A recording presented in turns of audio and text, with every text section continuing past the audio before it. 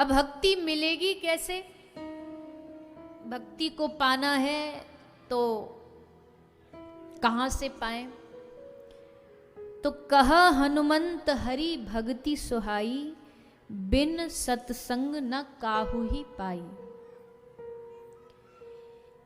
ये भगवान भक्ति से मिलते हैं, पर भक्ति कहां से मिलती है? बोले बिन सत्संग न काहू ही पाई। बिना सत्संग के कोई भी भक्ति को प्राप्त नहीं कर सकता। सत्संग जीवन में आएगा तभी भक्ति देवी का प्रवेश होगा, तभी समझ में आएगा कि जीवन में भक्ति की महत्वता क्या है।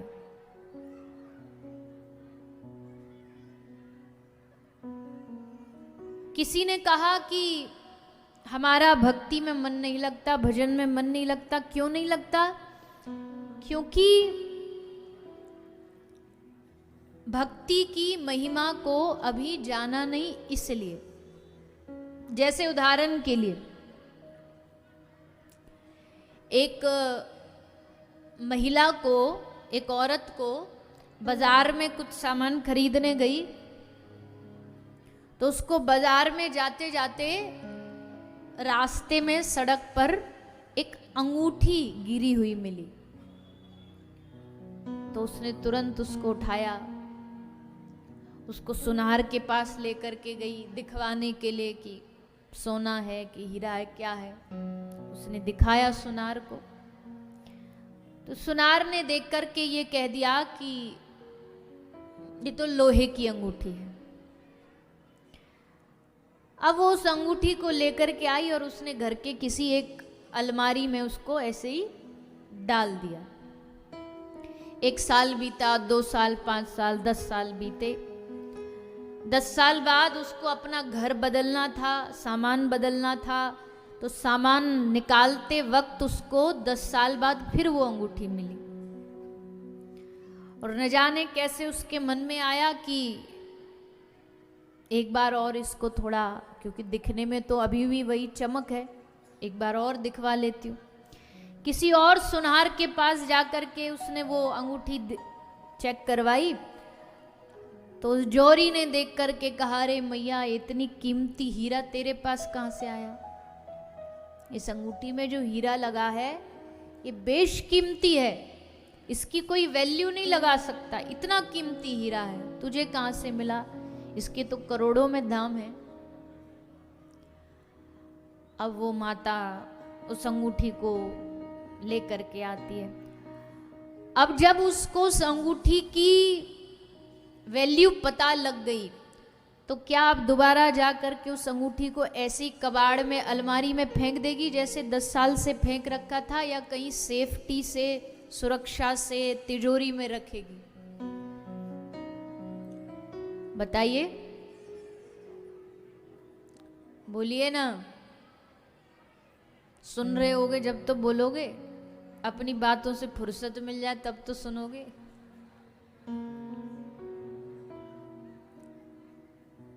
कितना भी निवेदन कर लो, पर चलती रहेगी माताओं की साथ साथ में। आगे बैठी रहेंगी सबसे आगे, और यहीं बैठ करके आंखों के सामने हल्ला मचाएंगी।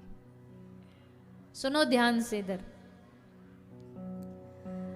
अंगूठी को अलमारी में जो 10 साल से फेंक रखी थी लोहे की समझ करके, अब जब जोरी ने बता दिया कि इसकी कीमत करोड़ों में है, तो उसको जा करके एक अलमारी में, अलमारी के भीतर एक छोटी सी तिजोरी, तिजोरी के भीतर एक छोटा सा लॉकर, लॉकर के अंदर एक छोटा सा डिबिया, उसमें मखमल का कपड़ा, और फिर जा करके उस अंगूठी को सुरक्षा से रखेगी।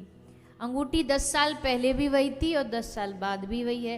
अंगूठी नहीं बदली, पर उसकी बुद्धि में उस समय उसकी कीमत नहीं पता थी, आज कीमत पता चल गई है। तो जब कीमत नहीं पता होती तब हम उस चीज को हल्के में ले लेते हैं। वैसे ही भक्ति की जब तक कीमत नहीं पता है तब तक भक्ति में मन नहीं लगेगा। इसलिए भक्ति में मन लगाना है तो कीमत जानो। और कीमत क्या है भक्ति की? कोई कीमत लगा नहीं सकता भक्ति की, पर सबसे बड़ी बात कीमत इसी से समझ लीजिए कि जिनके पीछे सारा ब्रह्मांड भागता है वो भगवान भक्ति के बल के पीछे पीछे भागते। ये भक्ति की सबसे बड़ी कीमत है कि भगवान को भी नचाने का जिसमें सामर्थ्य हो। कौन कहता है भगवान नाचते नहीं? भगवान को किसी में है हिम्मत नचा सके, लेकिन किसने नचाया? किसने नचाया? गोपियों की तरह तुम नचाते नहीं। तो कैसे नचाया? भक्ति से ही तो नचाया। अपने प्रेम के वश में डाल करके ठाकुर जी को तभी तो नचाया। तो ये भक्ति की कीमत समझ में आएगी जब सत्संग सुनोगे।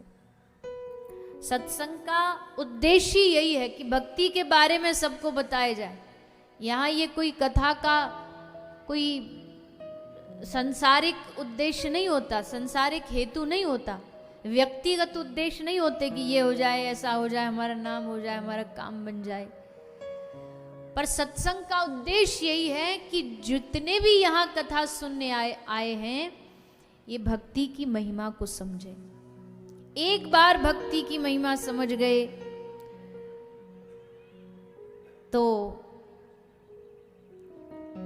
जीवन में फिर भक्ति देवी का प्रादुर्भाव होगा।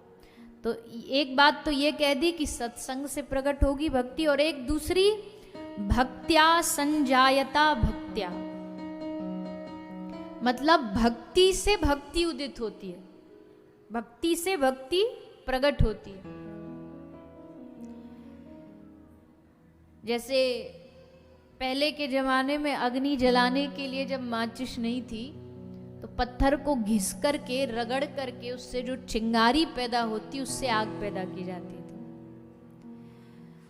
तो उसी प्रकार जब भगवान के भक्तों के संग में हम आते हैं तब ये भक्ति प्रकट होती, उदय होती।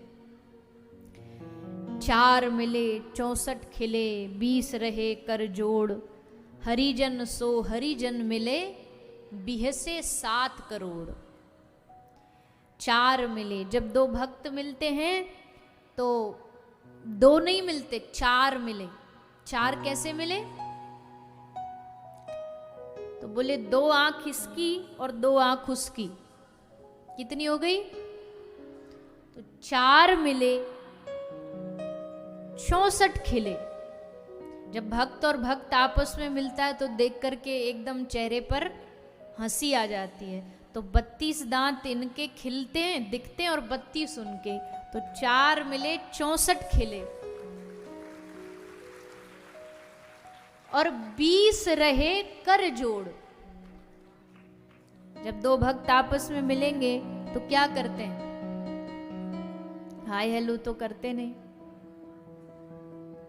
सबसे पहले हाथ जोड़ेंगे, राधे राधे भैया, जय श्री कृष्ण। तो 10 उंगलियां इनकी और 10 उंगली उनकी, तो 20 रहे कर जोड़। हरिजन सो हरिजन मिले बिहसे 7 करोड़। 7 करोड़ क्या है? आदमी के शरीर में कहते हैं 3.5 करोड़ रोंगटे होते हैं, रोम। तो जब एक भक्त और दूसरा भक्त से मिलता है तो 3.5 करोड़ रोम इनके खड़े हो जाते हैं, प्रफुल्लित हो जाते हैं, और 3.5 करोड़ उनके खड़े हो जाते। क्यों? क्योंकि अब 2 भक्त मिले तो अब किसकी बात होगी? अब भगवान की बात होगी।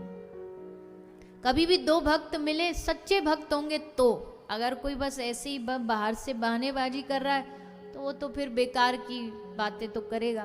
पर अगर 2 सच्चे भक्त मिलते हैं तो हमेशा भगवान की बातें होती हैं।